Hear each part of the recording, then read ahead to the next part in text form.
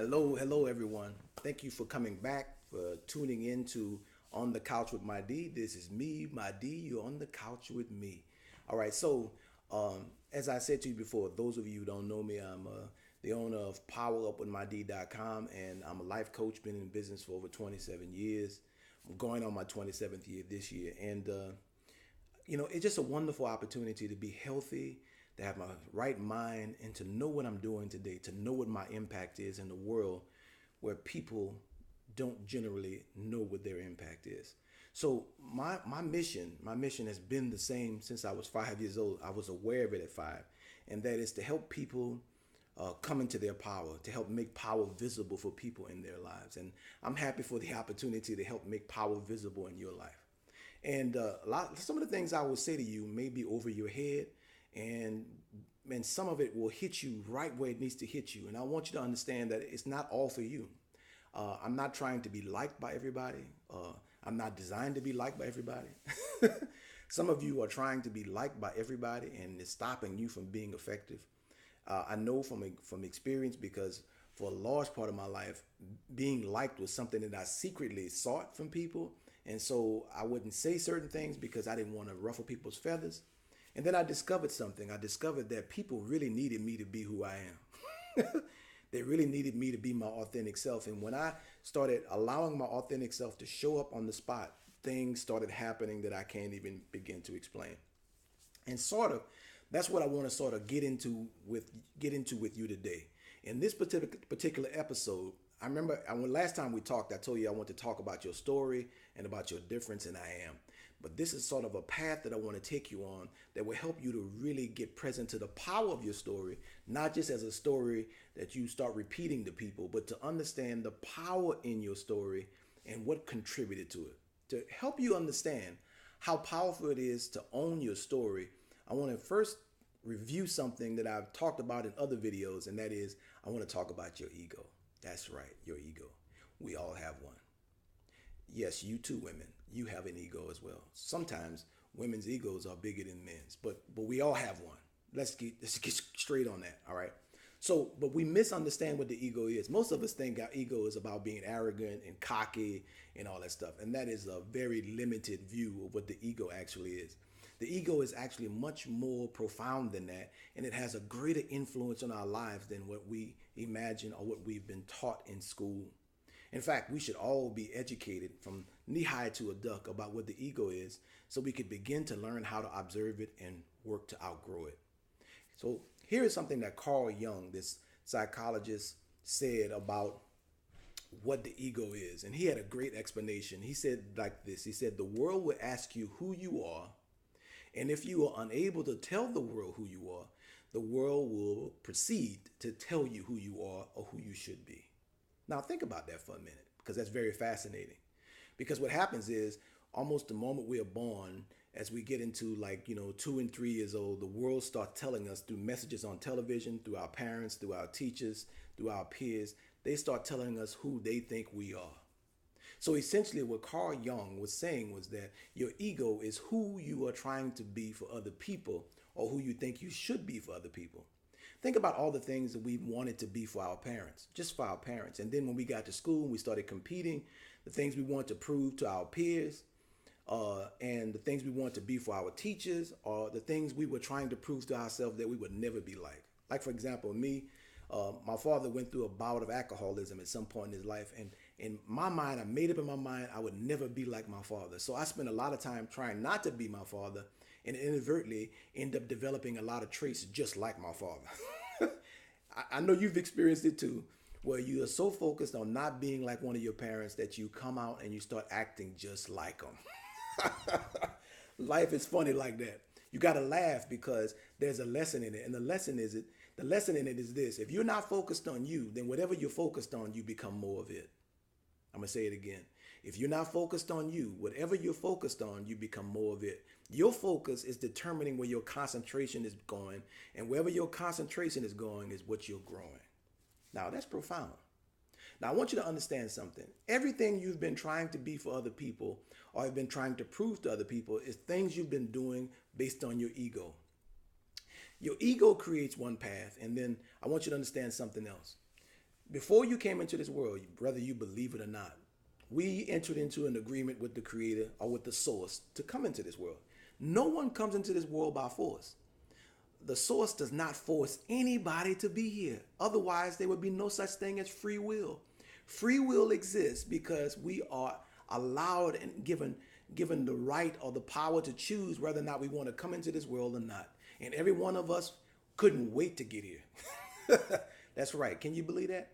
At some point in your existence, you couldn't wait to get here. And now you get here, and what happens? You become distracted, and you no longer see the value in you being who you already are. And get this, you cannot be anyone else other than who you already are. That job, all the other jobs have been taken. So as soon as you realize that, you're going to really start being able to take advantage of your life. So here's what I was getting ready to say. When we come here, we made an agreement, and our life force is calibrated based on that agreement. In other words, our life force, regardless of what we are trying to do in our mind, our life force is always doing what it was designed and created to do. My life force has been designed, some people call it life purpose, by the way.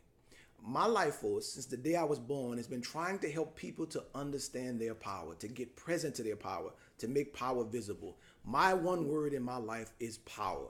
I've always had that effect on people, and I've always had this thing where I'm calling people to that greater power. But my mind, meaning my thoughts, the way I've been taught to think about myself, has not always been calibrated with my life force. So that means that there were points in time in my life where I wasn't benefiting from my life force because my thoughts and my thinking was taking me in the direction of my ego. Now, how many of you can attest to that? How many of you can attest to the idea that your thoughts were not in alignment with your life force? They were more in alignment with your ego, trying to prove something to other people. So two tracks have been created in our lives. There's the track of natural attraction, which is coming from our soul, that is in alignment with our life force. And then there's artificial attraction, which comes from our ego. The things that we think we want, that when we get, we realize we don't want. So one of the greatest challenges of this life is not getting what you want, it's wanting what you want after you got it. Because when you get it and you don't want it, that's proof that it was artificial attraction. You were drawn to something out of your ego that once you got it, you didn't want it. Now this includes people. Some of you have attracted guys that when you got the guy, you didn't want the guy. Some of you have attracted women, and when you got the woman, you didn't want the woman. Some of you have attracted physical things. When you got the thing, you didn't want the thing. That's artificial attraction, baby. And guess what? You could spend a great deal of your life caught up in artificial attraction. Artificial attraction will yield no fulfillment because it's not based upon the real you.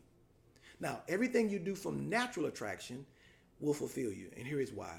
Because every natural desire that is generated from within you is coming from the soul. In fact, it is an assignment given to you by your soul. It's your soul's assignment. How about that? And your job, the job of your mind, is to work to fulfill the desires of your soul. Because when you fulfill the desires of your soul, you fulfill yourself, and you feel what fulfillment feels like because it grows you. We grow from fulfilling our soul. So in religions, they talk about saving your soul. Here's what they really are talking about. They're talking about you fulfilling the desires of your soul or fulfilling the assignment of your soul, which saves your soul from dissatisfaction, saves your soul from the heartache that comes with being unfulfilled, saves your soul from the chaos in the world, where you can be at peace within yourself in the midst of nothing but chaos and challenges. My soul is at peace with me. How about yours? Is your soul at peace with you? You know, we are also told by religion that the devil is trying to steal your soul. And people, that is true. Now, I'm not talking about a literal devil, but what I'm talking about is mischief. People who are making mischief in the world, who figured out how to get rich off of your misery. Now, if you figured out how to get rich off of people's misery, do you want people happy? Do you really want people to be fulfilled and full of joy and spreading cheer all over the place? Do you really want people to know that there is abundance in the world and there's really no limits to anything that you want? No, you don't want them to know that. You want them to think that there's not enough. You want them to believe in scarcity. You want them to be focused on fear all the time so that they'll be distracted from their own power and the reality that their soul is waiting on them to fulfill it.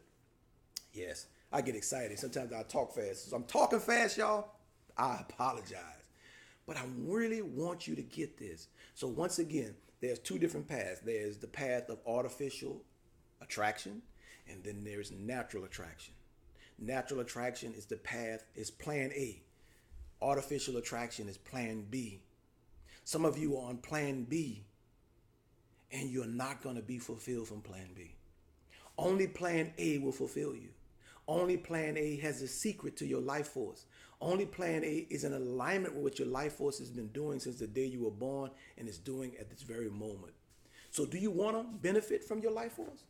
Do you want to get the wealth and the riches that comes along with every life force that comes into this world? Do you get that if one human being can be a billionaire, every human being has the potential to be a billionaire?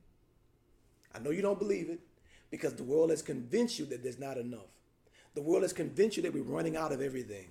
It's all BS. When you get focused on your natural attraction, you will see that wealth will not only attract it, it will run at you very fast.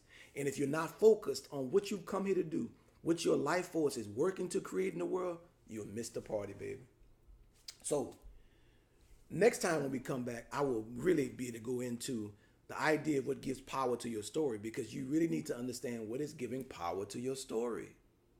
Your story, it comes off of your uniqueness. And when you own your truth, when you own the things that you are naturally attracted to, when you own it, when you pull yourself away from being distracted on the artificial attraction, which is based upon you competing with people, comparing yourself to people, trying to please people, or trying to prove that you're right or that you're not wrong, or trying to criticize people. Those 5 things are the habits of the ego that keeps us in artificial attraction. When we get focused, that's not our focus at all. Do you realize that you could spend all of your life trying to prove something to other people, trying to prove you're not this or trying to prove you're not that? And then either way it go, if you're trying to prove that you are this or you're trying to prove that you're not this, whatever you focus on is what you're growing, and you're not growing yourself. Either way it go, it's distraction. And here I told you yesterday, distraction is this, basically. Distraction is you paying attention to something that's not paying attention to you. What are you paying attention to that's really not paying attention to you? Because at the end of the day, you know what's going to happen? It's going to drain all your tea, honey. You know what I'm talking about when y'all talk about with each other. I say, what's the tea for the day? What's the time, energy, and attention? Because that's the tea. Whatever you put the tea in, whatever you focus on, the tea makes things grow. So what are you growing? What are you growing, and what is it giving back to you? I'll be looking forward to talking to you on next episode. This is you with Mahdi on the couch. You're on the couch with Mahdi. And I can be reached at www.powerupwithmahdi.com. That's www.powerupwithmahdi.com. Or I can be reached at 281-832-3379. I've been in the coaching business for over 27 years. I know the ins and outs, not just of the practice, but I know systems, and I know enough technology, spiritual technology, to help you tweak your life in the way it needs to be tweaked in order to get the results that you want by getting you to focus on one thing. And next week, we're going to talk about it, and that will bring us into our story and the power of our story. I can't wait to tell you my story. It may bring tears to your eyes because it does to me, because I really get how powerful I really am. Don't get mad with me. Don't get mad because I know my power and you don't. Don't get mad that you still kind of ashamed to own it and step out on it. I step out on mine. When I walk into place, I know I move the building. How about you? Do you move the room? Do you shake the room? Are you owning your stuff? Or are you a spectator still watching everybody else? What is it now? Come on, let's get real. Let's get real. I'll be talking to you next week. Can't wait to talk to you. Peace.